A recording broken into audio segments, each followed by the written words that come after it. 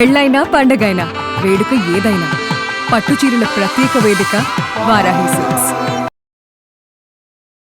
Suman TV ప్రేక్షకులకు నమస్కారం. ప్రస్తుతం మనతో పాటు ఉన్నారు ప్రముఖ ఆస్ట్రాలజర్ బ్రహ్మశ్రీ గోనుగుంట్ల సురేష్ బాబు గారు. ద్వాదశ రాశుల వారి రాశి ఫలాలు ప్రతి మంత్ కూడా వింటూ వస్తున్నాం కదండి. మరి ఆగస్టు మాసంలో ద్వాదశ రాశుల వారి రాశి ఫలాలు ఎలా ఉండబోతున్నాయి, ప్రత్యేకమైన పర్వదినాలు, విశేషాలు ఏంటి ఆగస్టులో, ఈ వివరణ అంతా కూడా క్లుప్తంగా తెలపడానికి గురుగారు సిద్ధంగా ఉన్నారు. గురుగారితో మాట్లాడదాం. గురుగారు నమస్కారం. గురుగారు సంధి గారు నమస్కారం అండి. గురుగారు ధన్యవాదాలు. గురుగారు ప్రతి నెల కూడా మా ప్రేక్షకుల కోసం వచ్చి ద్వాదశ రాశుల వారి రాశి వివరణ తెలియజేస్తూ వారికి పరిహారాలు కూడా తెలియజేస్తున్నారు, ప్రిడిక్షన్స్ చెప్తూ వస్తున్నారు. మరి ఆగస్టు మాసం యొక్క ప్రత్యేకత, విశిష్టలు ఏంటి, విశేషాలు ఏమున్నాయి, పర్వదినాలు ఏమున్నాయి, అలాగే రాశుల వివరణ. సో ముందుగా ఆగస్టు మంత్ యొక్క విశిష్టత, అందులో ఉన్న విశేషాలు, పండగలు, పర్వదినాలు మనం ముందు చెప్పుకుందాం. ఫస్ట్ ఒక 1-2 మినిట్స్ అక్కడ నుంచి 12 రాశుల వారికి ఎలా ఉండబోతుందో చూద్దాం. ఇక్కడ 2 వర్షన్స్ చూసుకుందామండి. ఫస్ట్ ఆగస్టు మంత్ మనకి సంకటహర చతుర్థి నుంచి స్టార్ట్ అవుతుందండి. సంకటహర చతుర్థితో క్లోజ్ అవుతుంది. అంటే 2 సంకటహర చతుర్థుల మధ్య చతుర్థి మధ్య ఈ టోటల్గా మంత్ ఉందని మనం చెప్పుకోవాలండి.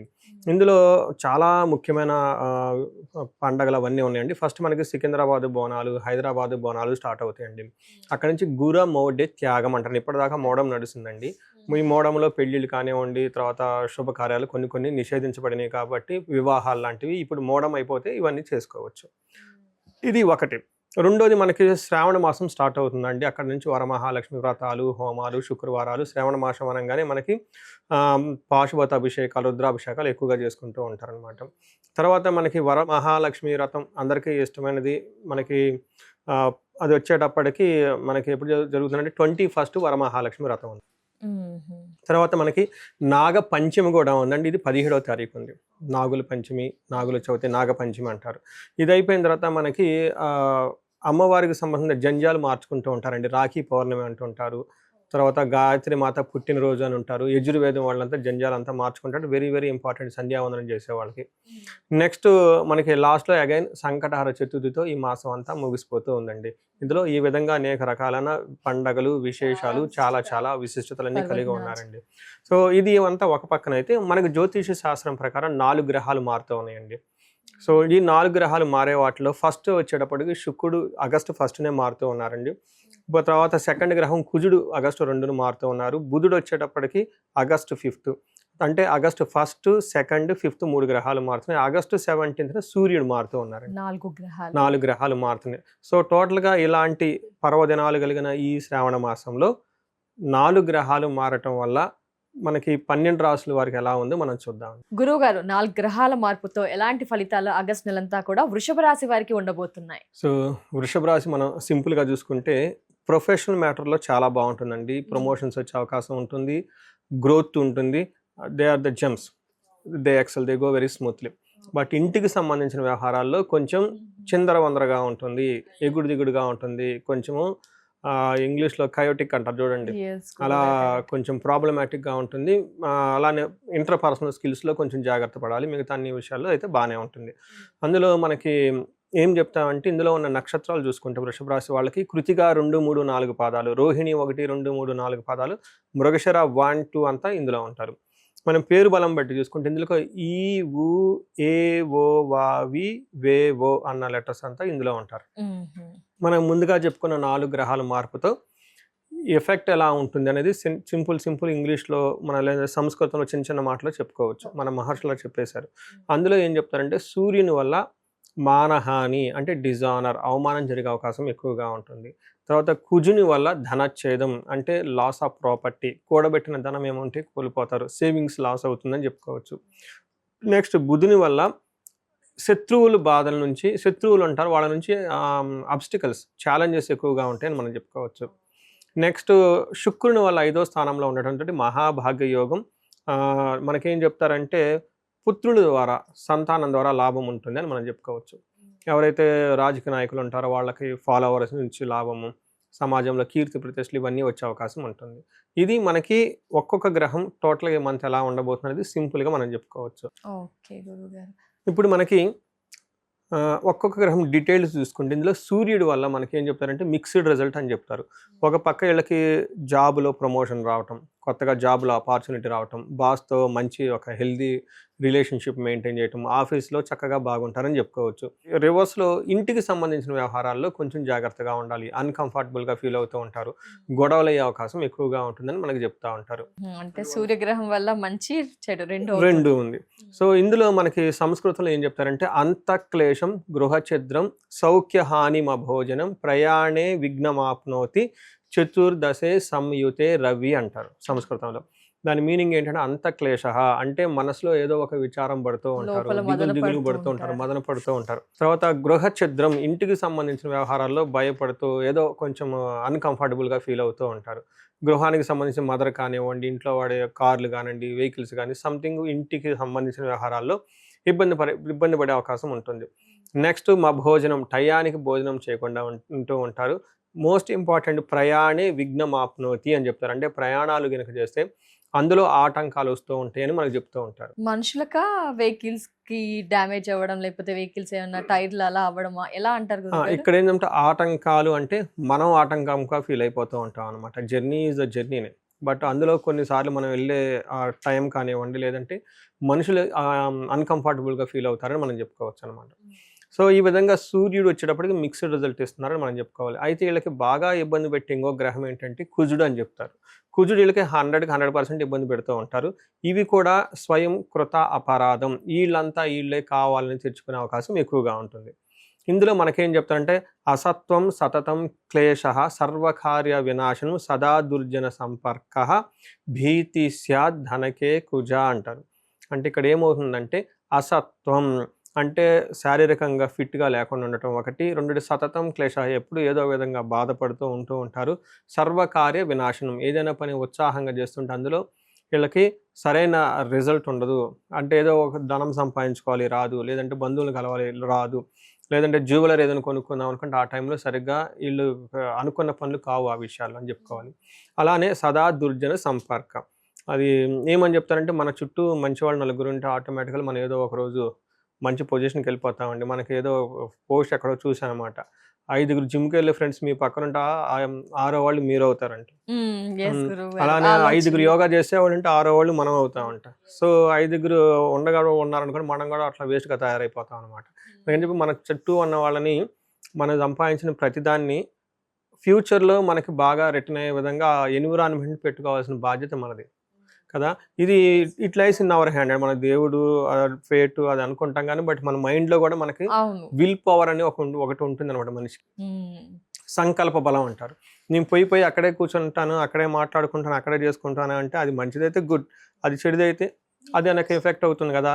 ఈ మాట ఎందుకు చెప్తున్నాం అంటే వీళ్ళకి సదా దుర్జన సంపర్క అంటే ఈ టైంలో వీళ్ళకి దుష్ట బుద్ధి కలిగిన వాళ్ళు, వేస్ట్ క్యాండిడేట్లు వాళ్ళ దగ్గర పోయి కూర్చొని ఫ్రెండ్షిప్ చేస్తారంట వీళ్ళు. తద్వారా ధనం పోతుంది, టైం వేస్ట్ అవుతుంది, మీకు వాళ్ళు మళ్ళీ ఉపయోగపడతారంటే ఉపయోగపడరు. తద్వారా రిజల్ట్ ఏంటంటే భీతి స్యాద్ భయంగా కూర్చుంటారంట. అందుకని చెప్పేసి చెడ్డవాళ్ళ దగ్గరికి పోవటం ఎందుకు, వాళ్ళు కొంచెంసేపు టైం స్పెండ్ చేసి భయపడటం ఎందుకు, ఇలా ఉండకుండా అలానే ఈ టైంలో వీళ్ళకి కూడబెట్టిన ధనం కోల్పోతారు అంటారు. ఇప్పటిదాకా మీరు ఏదో కష్టపడి సంపాదించుకొని ఉంటుంటారు, ఇట్లాంటి పనులు చేయటం వల్ల ధనము పోతుంది, టైము పోతుంది, భయపడుతూ కూర్చుంటారు. కాబట్టి జాగ్రత్తగా ఉండాలి. ఇది purely in your intellectual ability decision making అని మనం చెప్పుకోవచ్చు అనమాట. అంతే కదండి. సో కుజుడి విషయంలో కొంచెం జాగ్రత్తగా ఉండాలి. అయితే ఇప్పుడు శుక్రుడు వీళ్ళకి 5వ స్థానంలో ఉండి బాగా ప్రొటెక్ట్ చేసే ఒక ప్లేస్లో శుక్రుడు ఉన్నారండి. శుక్రుడు 5వ స్థానంలో ఉంటే మహాభాగ్య యోగం, గ్రేట్ లక్ అని చెప్తారనమాట. అయితే ఇప్పటిదాకా మనం చెప్పుకున్న వాటిలో నెగిటివ్గా ఎక్కడన్నా ఉంటే, ప్రతికూల పరిస్థితులు ఏమైనా ఉంటే శుక్రుడు వచ్చేసి షీల్డ్ ప్రొటెక్టివ్గా కాపాడుతూ చేస్తూ ఉంటారు. అన్ని విషయాల్లో గురుగారు, కొన్ని విషయాల్లో. ఇందులో మనకేం చెప్తారంటే శుక్రుడు వీళ్ళకి 5వ స్థానంలో అంటే దాసీ భృత్య జనలాభ నిత్య మృష్టాన్న భోజనం ధన ధాన్య అభీష్టార్థ సిద్ధి పంచమస్తే భవేద్ భృగో అంటారు. అంటే ఇందులో దాసీపుత్ర జనలాభ, వీళ్ళ కింద ఉన్న ఫాలోవర్స్ కానివ్వండి, ఎంప్లాయీస్ కానివ్వండి, మెయిడ్స్ కానివ్వండి, ఎవరైనా కనుక సబార్డినేట్స్ వీళ్ళ ఫాలోవర్స్ రాజకీయంలో ఉంటే వాళ్ళ నుంచి మంచి సపోర్ట్ వస్తుందని తెలుసుకోవచ్చు. నిత్య మృష్టాన్న భోజనం, మంచి ఫుడ్ తింటారు. నెక్స్ట్ ధనధాన్య అభీష్టార్థ సిద్ధి, ధనం విషయంలో ధాన్యం విషయంలో అనుకున్న పనులని నెరవేరుతూ ఉంటాయి అని చెప్పేసి చెప్తూ ఉంటారు.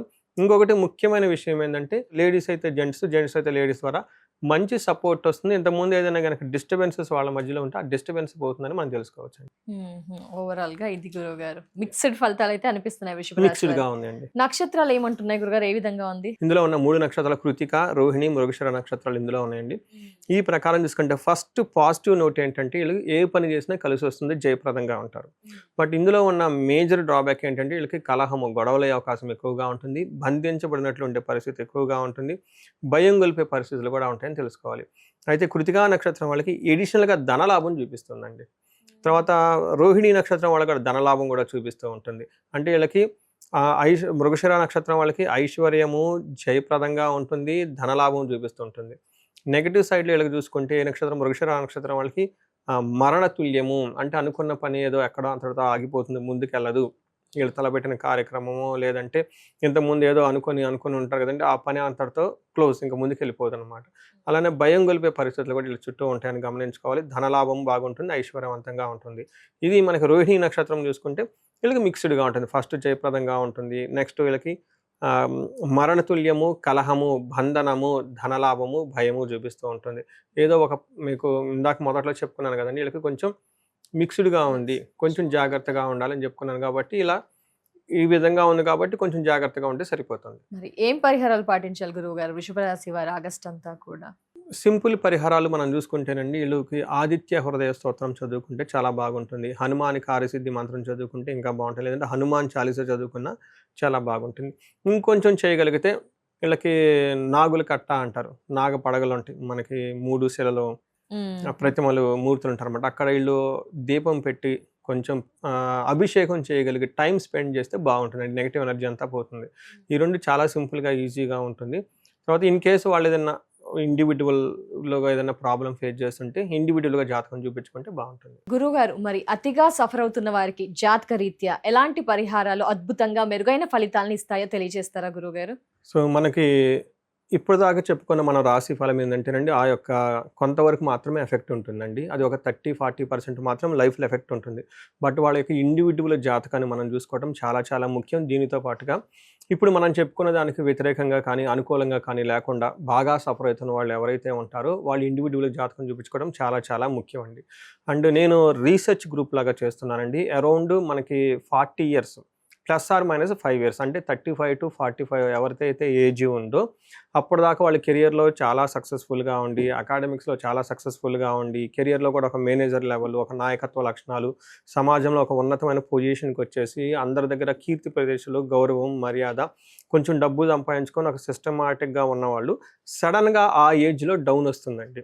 దీనికి మిడ్ లైఫ్ క్రైసిస్ అని చెప్పేసి మనకు అంటూ ఉంటారు జనరల్గా మోడర్న్ సైకాలజీలో. హార్మోనల్ చేంజెస్ అని, పోస్ట్ మెనోజ్ అని, ప్రీ మెనోపాజ్ అని రకరకాల పేర్లతో చెప్తూ ఉంటారు. బట్ అరౌండ్ 40-45 మధ్య లాట్ ఆఫ్ చేంజెస్ ఉంటుందండి, అది జెంట్స్కి లేదంటే లేడీస్కి. ఇది ఎందుకు వస్తుంది, కారణం ఏంటి అని మనం ఒక మిడ్ లైఫ్ క్రైసిస్ అని ఒక టైటిల్ పెట్టి వదిలేయకుండా జ్యోతిష శాస్త్రం చాలా బ్యూటిఫుల్గా అందులో మనకి రీజన్స్ చెప్తారు ఎందుకని. చాలా శాపాలు ఉంటాయండి. అంటే మనకి లైఫ్లో కొన్ని ఏజ్లో కొన్ని యాక్టివ్గా ఉంటాయండి. మన చిన్నప్పుడు బాలారిష్టాలు అంటారు, పెళ్ళైనప్పుడు వివాహ దోషాలు అంటారు, కొంచెం లైఫ్లో సెటిల్ అయ్యి ధనం వచ్చినప్పుడు వేరే శాపాలు ఉంటాయండి. తర్వాత ఈ శాపాలు ఇంకా ఏమైనా ఉన్నాయి అనేది యాక్టివ్ అవుతున్నాయో చూసుకోవాలండి. సో నా రీసెర్చ్లో ఎవరైతే ఇలా సక్సెస్ఫుల్ ట్రాక్ రికార్డు ఉండి సడన్గా ఆగిపోయారు, బ్లాక్ అయ్యారంటే ఖచ్చితంగా వాళ్ళ దాంట్లో శాపాలు యాక్టివేట్ ఉంటాయండి. సో ఇది ఎప్పుడైతే నేను ఈ మెసేజ్ చెప్పుకుంటూ వస్తున్నాను లాస్ట్ 4-5 months నుంచి వచ్చిన హారోస్కోపులు మొత్తం ఇలాంటి కాలసర్ప దోషాలని, పితృదోషాలని, మాతృదోషాలని, మాతృశాపాలని, ఇలా మనకి శాపాలని ఉంటాయండి. దాదాపు ఒక 7-8 బాగా పవర్ఫుల్ శాపాలు ఉంటాయి అనమాట. అలానే గ్రహ దోషాలు ఉంటాయి అనమాట. అవి ఎంత చేసినా కానీ పోవన్నమాట. ఇవి జనరేషన్స్ నుంచి వస్తాయి. మొన్న రీసెంట్గా కూడా ఒకళ్ళు వచ్చారండి, చూసిన వెంటనే చెప్పాను మీ అబ్బాయికి త్రిపిండి దోషం ఉంది, అది వీళ్ళ చేసిన వల్ల రాదు, వీళ్ళ యాన్సిస్టర్ చేయటం వల్ల. అప్పుడు అవునండి మా చిన్నప్పుడు మా అమ్మమ్మ గారు ఇలా చేసేవాళ్ళండి, ఆ తర్వాత మా పిన్ని కూతురు ఒక ఆమె చనిపోయిందండి, ఇలా ఉందండి, ఇలా వాళ్ళ హిస్టరీ అంతా చూసుకుంటూ వచ్చారనమాట. ఇలా జనరేషన్స్ నుంచి ఎప్పటి నుంచి ఉన్న టఫ్ అయిన ప్రాబ్లమ్స్ ఉంటే ఇవన్నీ వస్తూ ఉంటాయండి. ఒకసారి హారోస్కోప్ చూపించుకోవటం ఎంతైనా ముఖ్యం. ఇమ్మీడియట్గా పరిష్కారాలు చేసుకొని పరిహారాలు చేసుకుంటే లైఫ్ అనేది ఆ బ్లాక్ పై ముందుకెళ్ళిపోతారండి. నెక్స్ట్ ఇండివిజువల్గా ఎవరైనా ధనానికి విపరీతంగా బాధపడుతూ ఉంటే స్వర్ణలక్ష్మి విశేష హోమం అని ఉంటుందండి. రాబోయేది వరమహాలక్ష్మి. మనం శుక్రవారాలు చక్కగా చేసుకుంటాం కాబట్టి ప్రతి ఒక్కళ్ళు దాన్ని సద్వినియోగం చేసుకోవాలండి. నేను మా ఫ్రెండ్ ఒకళ్ళు ఉన్నారండి, వీళ్ళు ఇవన్నీ నమ్మరు. ఫ్రెండ్ కాబట్టి ఓకే వెళ్ళిపోతుంది, నా ప్రొఫెషన్ ఆయన ప్రొఫెషన్ ఆయన ఈ మోటివేషనల్ స్పీకరు గైడెన్స్ ఇదంతా ఇస్తూ ఉంటారు, ఇంగ్లీష్ బుక్స్ అవన్నీ చదివేసి నమ్మరు వాళ్ళు బేసికల్గా. సో ఏదో ఒక సందర్భంలో వాళ్ళ ఇంట్లో నేను కుబేర పాశుపత అభిషేకం చేయించాల్సి వచ్చింది. అది కూడా ఫోర్స్, ఫ్రెండ్ కాబట్టి నువ్వు ఇన్ని చేస్తున్నావు కదా నా గురించి ఒక్కటి చేయని చెప్తే అదంతా అయిపోయిన తర్వాత ఫస్ట్ వాళ్ళు ఇచ్చిన రెస్పాన్స్ ఏంటంటే నాకు ఇలాంటి పూజలు ఎన్ని ఉన్నాయండి అన్నారు. పాశుపతాలు దాదాపు 365 ఉంటాయండి, మెయిన్ ఇంకా చాలా ఉంటాయి అంటే డైలీ ఒక్కొక్కటి మా ఇంట్లో చేపిస్తారా అని అడుగుతున్నారు. డైలీ ఒకటి చేయమని చెప్పేసి చూడండి, అంటే ఆ మంత్రాలకి ఆ వైబ్రేషన్స్ అలా ఉంటుందండి. ఇప్పుడు ఒక చిన్న మాట మిమ్మల్ని అలా అంటే నెగిటివ్గా ఫీల్ అయిపోతాం. మరి ఆ మంత్రాలు, అన్ని మంత్రాలు అంతమంది బ్రాహ్మణ చదివితే అది ఎక్కడ పోతుందండి, దానికి ఇంపాక్ట్ ఉంటుందండి. అందుకని ఇలాంటి పరిష్కారాలు చక్కగా చేసుకుని లైఫ్లో 10 అంతలు ముందుకెళ్ళాలని చెప్పేసి నేను కోరుకుంటున్నాను. వచ్చేది స్వర్ణలక్ష్మి, మనకి లక్ష్మీ వ్రతాలన్నీ ఉన్నాయి కాబట్టి స్వర్ణలక్ష్మి అభిషేకం ఉంటుంది, పాశుపత అభిషేకం, విశేష హోమం ఉంటుంది. అందరూ చక్కగా సెలబ్రేట్ చేసుకొని ధనవంతులు కావాలని చెప్పేసి నేను కోరుకుంటున్నాను. ఏదైనా గనక వివాహానికి గనక ప్రాబ్లంగా ఉంటే అన్యోన్య దాంపత్య పాశుపత అభిషేకము, హెల్త్ బాగా లేకుండా ఉంటే మనకేమని చెప్తారంటే మృత్యుంజయ పాశుపత అభిషేకము, హోమము, కాలసర్ప దోషము, త్రిపిండి దోషము, ఇవి ఇలా ఎనీథింగ్ వాళ్ళకి ఎక్కడైనా కనుక ఛాలెంజ్ ఉంటే ఇమ్మీడియట్గా ఒకసారి అపాయింట్మెంట్ తీసుకొని జాతక చక్రం చూపించుకొని దాని కారణాలు ఏంటో పరిష్కరించుకొని ఇమ్మీడియట్గా పరిహారాలు చేసుకుంటే 3 to 6 months మొత్తం లైన్లో పడిపోతారండి. సో ఎన్నో కేసులు చేస్తున్నాను. ఇది మహర్షులు ఇచ్చిన ఈ జ్ఞానాన్ని, మన పెద్దవాళ్ళు ఇచ్చిన ఈ మంత్రాలని వీటిని ఉపయోగించుకొని లైఫ్ 10 అంతలు వెళ్ళాలని చెప్పేసి నేను కోరుకుంటానండి. అందరికీ అష్టలక్ష్మిలు ఉండాలని చెప్పేసి, కృపా కటాక్షం కలగాలని, భోగభాగ్యాలతో అందరూ వృద్ధి చెందాలని చెప్పేసి కోరుకుంటున్నానండి. నమస్తే.